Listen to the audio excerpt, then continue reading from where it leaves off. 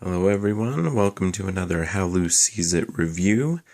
Today I am reviewing Lords of War by Black Box Games. Comes to us from the UK, and it has actually won the award for Best Strategic Card Game at the UK Games Expo in 2013. And it is a clever two-player war game, and there's actually three different sets. One set that was actually just completed, successfully funded on Kickstarter, Templars versus the Undead. The first one we have here, Orcs versus Dwarves. We also have here today that we'll take a quick look at Elves versus Lizardmen.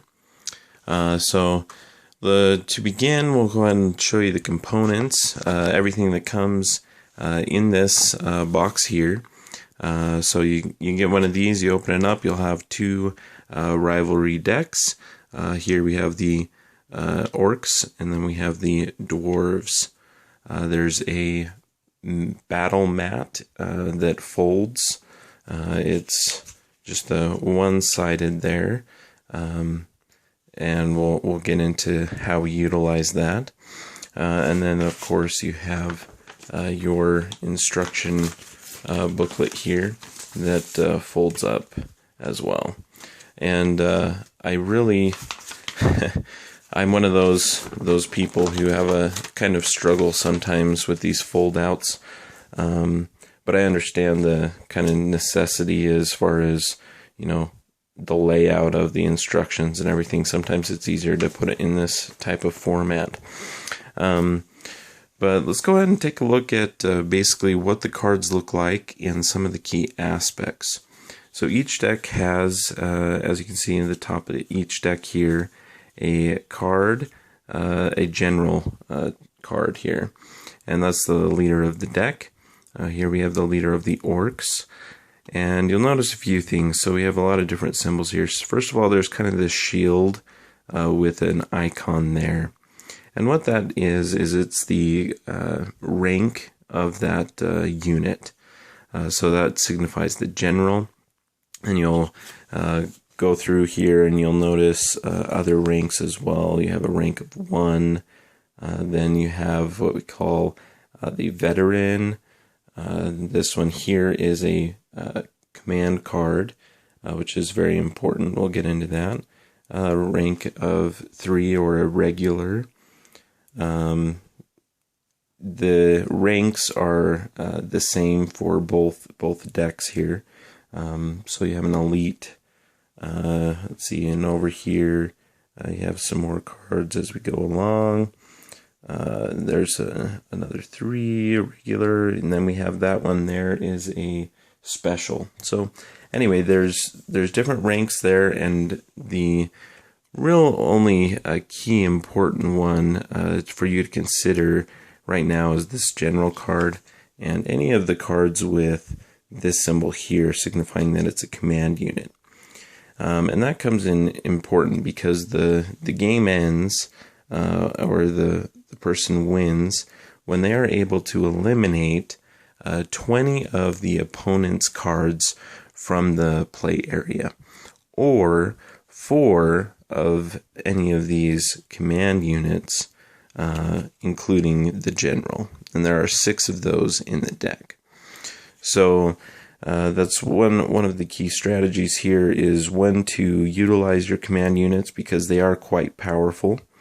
But you don't want to just put them all out there real quickly, because you don't want to end up losing 4 of those, or else you lose the game. Okay, so what else do we have? We also have this symbol here right above the shield. And what that signifies is what kind of type of unit it is. So here we have an infantry unit. And we also have in the decks pulled out here for you, you have Berserker, another infantry, there's a ranged unit, we have a spear unit. Again, here's the other units here. one of the things that differentiates the two decks here between the orcs and the dwarves is the dwarves actually don't really have any cavalry units signified by the horse there. And we'll get into some of the advanced rules at the end of the game, but at the end of this review. But really, the important pieces for a basic game are the ranged icon and the spear icon, because that signifies that they are support units. And so we'll talk about how we lay these cards and how the game actually plays here. The other thing that we want to note here is the numbers with the arrows. Those are the attack numbers, values, and the direction that they attack. And in the bottom left-hand corner, you'll notice the shield, which is basically the opponent's hit points or defensive value, if you will.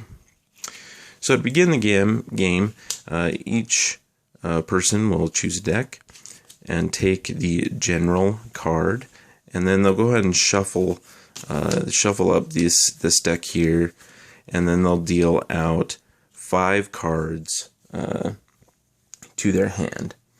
And excuse me. And so they have the 5 cards from here and their general. And if you'll notice, we'll go ahead and look at the battle mat here. Now, you can play without this battle mat in future games, but it gets a little tricky, I think. It really is nice to have the card layout area as well as kind of a boundary. So you'll be playing with the mat the majority of the time, I believe. So you'll notice a 1 and 2, so the beginning player will go ahead and from their hand choose a card and place it there. The other opponent will end up starting and placing a card there as well.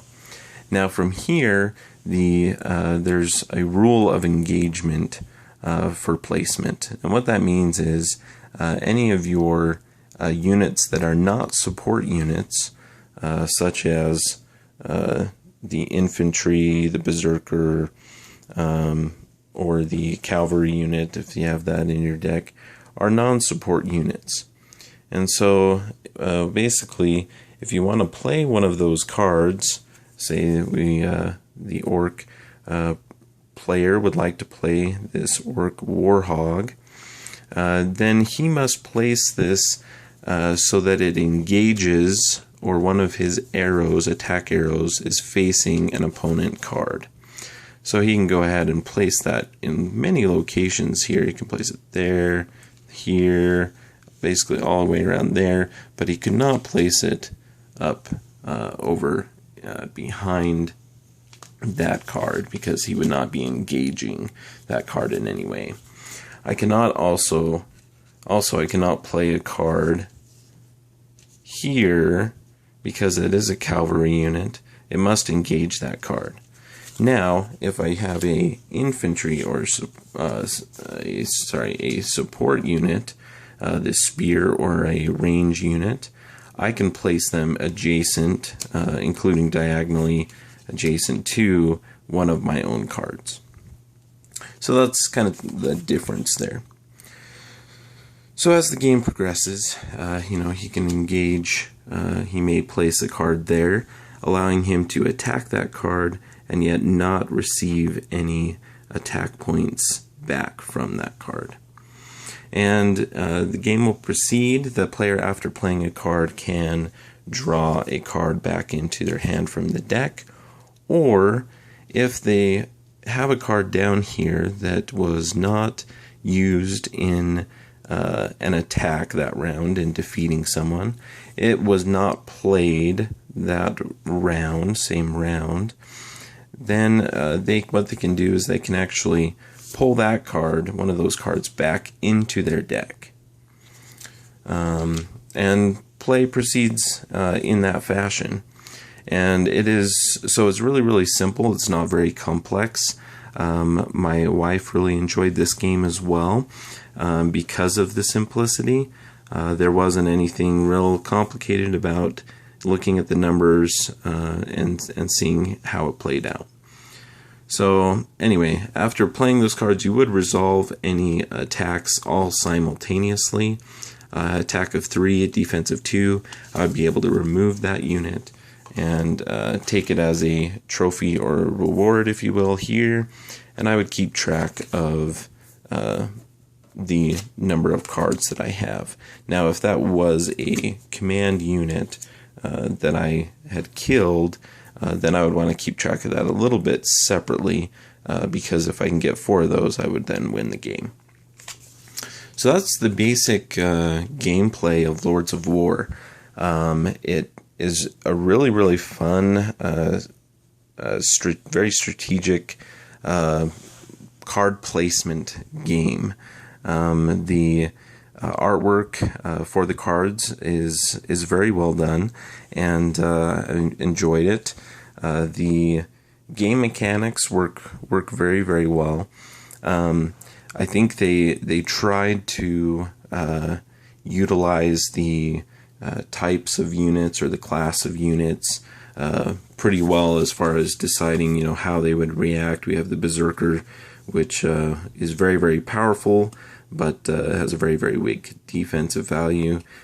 Basically, the skull here, I think of it as basically one of those suicide cards that you would use to get rid of maybe a command unit of an opponent, but you wouldn't really care about losing a rank 1 individual. So, but then there's great replay value as you come over here and you add the elves and the lizardmen deck. You can switch decks. You can have the elves versus dwarves, which seems kind of like a very kind of matchup that you'd want to do. Then each of the decks do feel a little bit different. They have different number layouts, so they do feel different as well. The dwarves have some really, really powerful, really nice range units, whereas the orcs have some more powerful cards and possibly better coverage on some of their cards, it seems, for up close range attacks. And so there's some of that different feel. Again, you can kind of customize the game length. So instead of first to 20 cards, you'd have one that you could play, first to 10 and make it a shorter game. You can also switch it up a little bit as far as decks, and you'll notice the artwork has been used, the same on some of the cards, which isn't a huge issue. They're slightly different, and they'll, face in the different directions. So this is basically the same unit, but just kind of different attack arrows. But you can also switch and make your own decks. Say I could make a orc and dwarf army and combine those, choosing a certain number of ranked units from each deck, and the orcs and dwarves together could fight the elves and the lizardmen, if that makes sense. So the Templar and Undead Kickstarter came out, and they've added some different cool things there with movement, so movement before attacks, things like that. You can also play advanced rules where you can make things slightly a little bit different, like the cavalry units are able to come back into your deck even if they are engaged by a player, unless they're engaged by a spear unit. So it starts utilizing more of the class of the cards and things like that. Also, it looks like there's an expansion that kind of came out with the Templars versus Undead as that gets produced. Weather and terrain expansion. So some cool additions to and variations on how to play the game, and the different areas and different things like that. You can also play around with the battle mat that you have, and perhaps place, certain tokens or, cards from another deck face down and make that, a space that is, can't be used, things like that. So I really enjoy Lords of War. My wife did as well. Some of the artwork is, maybe, I don't know, I would call it gruesome or scary, but it may be getting to that point. It is a war game, but I really enjoy the simplicity of it, the strategy of, playing cards to kind of protect, so that opponents won't play cards to attack that other unit from that vulnerable side. The balance of, when to use your powerful cards. And so there's a really quite a lot to the strategy of the game, even though it is pretty simple to learn how to play, and doesn't really take that long. So definitely would check out Lords of War. It's a fantastic game. If you missed the Kickstarter, I would go ahead and check out the Lords of War website or Black Box Games website and check it out. See if you can get a hold of a copy of that game as well, because I think you're going to want to get all of the decks. I think there really is a lot of replayability that comes from that, as well as the expansion, the Weathers and Terrain expansion. I'm pretty excited to perhaps get a copy of that and try that out as well. So go ahead and check it out, Lords of War, Black Box Games.